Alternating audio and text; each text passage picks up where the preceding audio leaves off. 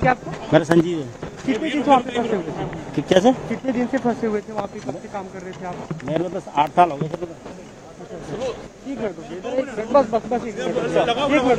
एक मिनट बस एक प्लीज सर। यूएस एम्बेसी में काम करते थे, कितना मुश्किल था और वहाँ से यहाँ तक पहुँचने का सफर कैसा? सर अब मुश्किल ही था, लेकिन यूएस एम्बेसी ने साथ दिया, हमारी एम्बेसी ने साथ दिया, इंडियन एम्बेसी ने कतर में आके काफी साथ दिया, उन्होंने हेल्प करी बहुत ज्यादा हर जगह में। बस हालात बहुत खराब है सर, प्लीज सर जाने दो यार। कब निकले थे आप?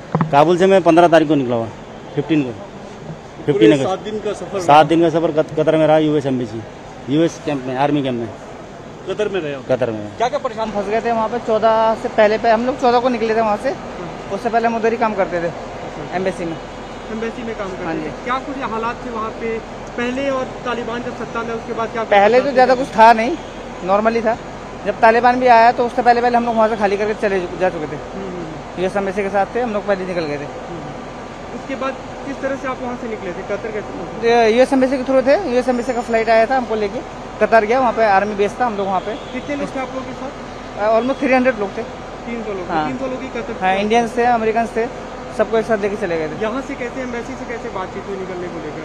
यूएस एम्बेसी ने इंडियन एम्बेसी के साथ बात किया था कि हमारे कुछ लोग हैं ये वो, तो उन्होंने अरेंजमेंट किया सब कुछ। इवन कतर एयरपोर्ट में भी वो लोग आए थे, इंडियन एम्बेसी के लोग आए थे हमको निकालने के लिए।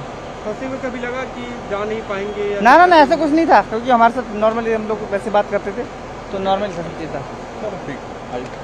एक सेकंड।